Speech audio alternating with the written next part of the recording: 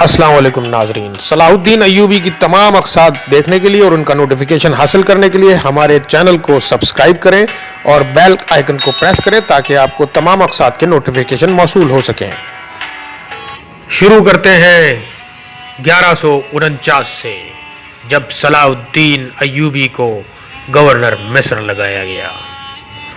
صلاح الدین اپنی مرضی کے خلاف کشاں مصر بھیجا گیا تھا۔ اسے وہاں ابتلا مصائب سے دوچار ہونے کا پورا یقین تھا۔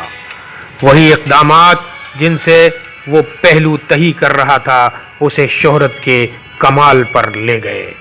رسول اکرم صلی اللہ علیہ وآلہ وسلم کا فرمان علی شان ہے کہ خدا انسان کو حیران کر دے گا جب وہ کشاں جنت میں لے جایا جائے گا۔ ایسی ہی مبارک زنجیروں میں جکڑ کر فضا و قدر نے صلاح الدین ایوبی کو تخت پر بٹھا دیا۔ فاطمی خلیفہ نے تمام شاہی سرداروں میں سے اسی کو شیر کو کا جانشین منتخب کیا۔ 29 مارچ 1149 کو یعنی شیر کو کی موت کے 3 دن بعد اسے قلمدان وزارت سونپ دیا گیا اور الملک الناصر کے لقب سے نوازا گیا۔ اس کے بہت سے ہم عصر سرداروں کو جو عمر اور تجربے میں اس سے کہیں زیادہ تھے، ان نظروں میں ایک دانش مند، مہذب، مرجمان، مرجد افسر تو تھا، لیکن اس میں ایک عظیم منصب کی ذمہ داریاں سنبھالنے کا سلیقہ نہ تھا۔ حقیقت تو یہ ہے کہ صلاح الدین کی سادگی ہی کی وجہ سے اسے یہ عہدہ ملا۔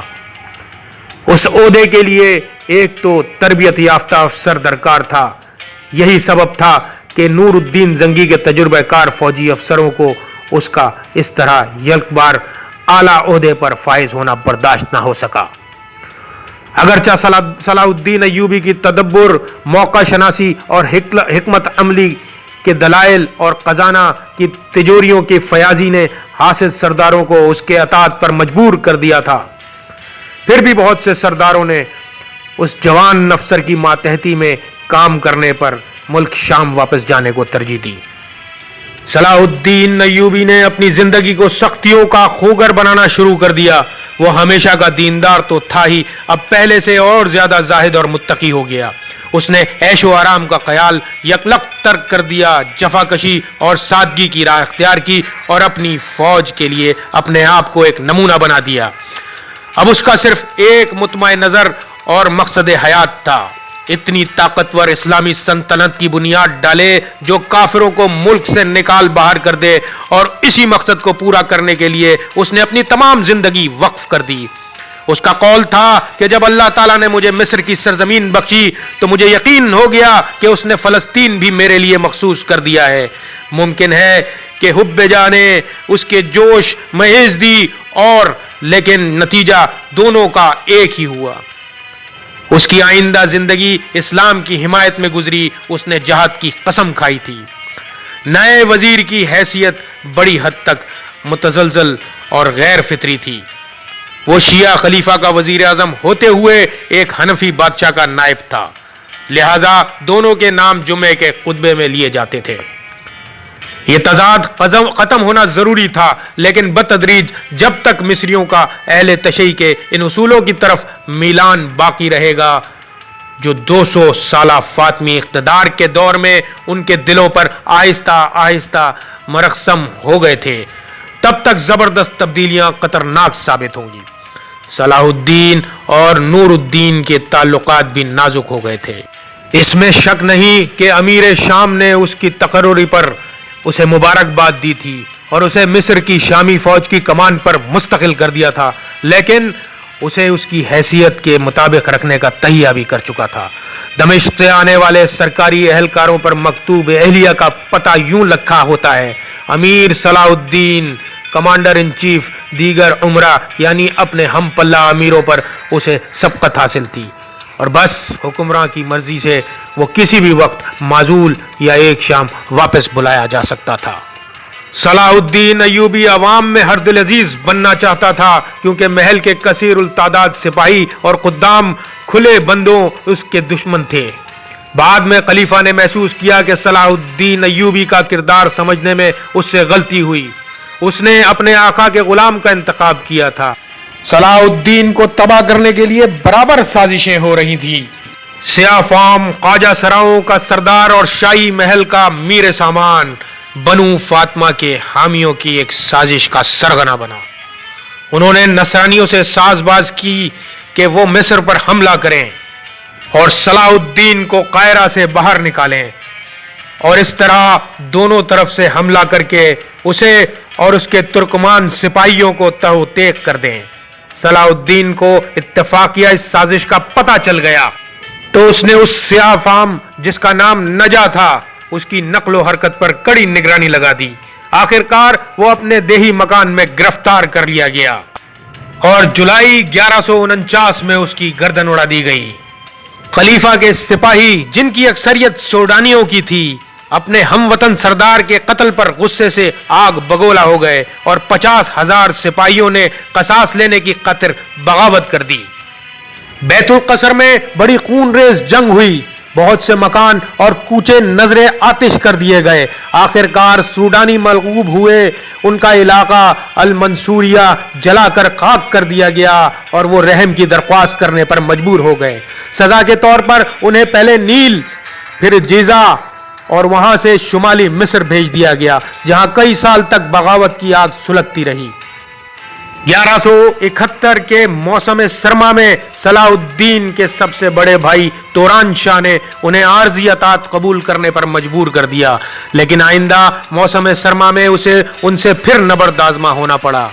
اس نے نوبیا تک ان کا تعاقب کیا، جہاں اس نے روسکو کے قریب آئپرس پر قبضہ کر لیا، نصرانیوں کا کلیسا لوٹ لیا، اسقف کو سخت اذیت پہنچائی۔ 1174 میں اسفان کے مقام پر کنزل الدولہ کی قیادت میں سیاہ فام افواج نے بڑی زبردست بغاوت کی۔ ایک بڑی خونریز جنگ کے بعد ستمبر میں صلاح الدین کے دوسرے بھائی سیف الدین نے اسے شکست دے کر قتل کر دیا۔ 1174 میں ہی کوپتس کے مقام پر اسی جنرل نے ایک اور بغاوت فرد کی۔ اس کے بعد سیاہ فاموں کو اور بغاوت کرنے کی ہمت نہ ہوئی۔ صلاح الدین ایوبی نے سیاہ فام باغیوں کو قاہرہ سے نکالا ہی تھا کہ ایک اور شدید قطرہ رونما ہو گیا۔ صلیبیوں نے مصر میں سیاہ تبدیلیوں کی اہمیت بہت جلد سمجھ لی۔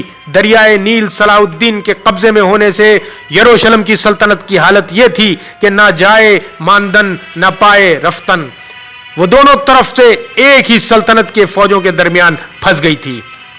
دمیات اور اسکندریہ کی بندرگاہوں سے سمندری بیڑے آگے بڑھا کر مسلمان نصرانیوں اور یورپ کے درمیان سلسلہ رسل اور رسائل منقطع کر سکتے تھے اور زائرین کے جہاز روک کر ان کا سامان ضبط کر سکتے تھے۔ ان وجہوں سے فلسطین میں لاطینی طاقت کا وجود خطرے میں پڑ گیا تھا، لہذا اس صورتحال کو ختم کرنے کے لیے ہر ممکن کوشش کرنی چاہیے تھی۔ ان حالات میں ایک ایسے زبردست حملے کی سازش کی گئی جس سے صلاح الدین ایوبی کو مصر میں سابقہ پڑا تھا۔ زیادہ احتمال یہ ہے کہ قاہرہ کے سازشی بھی اس منصوبے میں شریک تھے۔ ایمالرک نے مشرقی شہنشاہ کو بھی اپنا شریک کار بنا لیا اور 220 جہازوں کی ایک یونانی بیڑے نے صلیبیوں کے ایک طاقتور لشکر کے ساتھ دمیات کا محاصرہ کر لیا۔ یہ دمیات کے محافظوں کی خوش قسمتی تھی کہ مخالف ہواؤں کی وجہ سے یونانی بیڑے کو شارق زریں سے آتے آتے دیر لگی اور صلاح الدین ایوبی نے اس وقفے سے فائدہ اٹھا کر شہر کے محافظ فوج کو مضبوط کر کے دفاع کی پوری تیاری کر لی۔ اس نے نور الدین زنگی کو بھی قاصد بھیج کر صورتحال سے مطلع کر دیا اور یہ بھی ظاہر کر دیا کہ اگر وہ اس وقت دمیات کو بچانے کے لیے قاہرہ چھوڑتا ہے تو دشمن عناصر کے ہاتھوں قاہرہ کو ہر وقت ایک عظیم خطرہ لاحق رہے گا۔ اس کے جواب میں امیر شام نے مصر میں کثیر الفوج بھیجنا شروع کر دی اور فلسطین کے خلاف محاصرہ کر کے دشمن کی توجہ دمیات سے اپنی طرف موڑ لی۔ نومبر 1149 میں دمیات کا محاصرہ شروع ہوا۔ ایمالرک شہر اور سمندر کے درمیان میں مورچہ قائم کر کے یونانی بیڑے کا انتظام کرنے لگا۔ 3 دن بعد بیڑا نمودار ہوا، لیکن ایک آہنی زنجیر نے جو سمندر میں لگا دی گئی تھی اسے بندرگاہ میں داخل ہونے سے روک دیا اور وہ متوقع مدد نہ پہنچ سکا۔ بیڑا دیر میں پہنچنے کی وجہ سے محاصرے کی کامیابی کے امکانات کم ہو گئے۔ آخرکار جب ان کے بہادر بادشاہ نے خود کمان سنبھالی تو فرینکس نے اپنی منجنیقوں سے حملہ کر دیا۔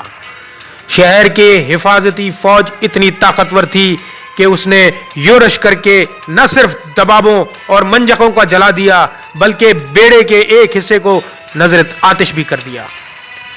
اسی اثنا میں صلاح الدین ایوبی اپنا لشکر لے کر آ پہنچا۔ اس کے ساتھ کافی سامان رسد اور سامان جنگ تھا اور اخراجات جنگ کے لیے 10 لاکھ طلائی دینار۔ وہ محاصرے کو برابر پریشان کرتا رہا۔ شہر کی حفاظتی فوج کو ضروری سامان آسانی سے پہنچاتا رہا کیونکہ دریائے نیل جہاز رانی کے لیے کھلا ہوا تھا اور قاہرہ کی افواج اس کی حفاظت کر رہی تھی۔ لیکن فرینکس کو روٹیوں کے لالے پڑ گئے تھے۔ پھل کھاتے کھاتے ان کے پیٹ خراب ہو گئے تھے کیونکہ میدا پھلوں کا اتنا عادی نہ تھا۔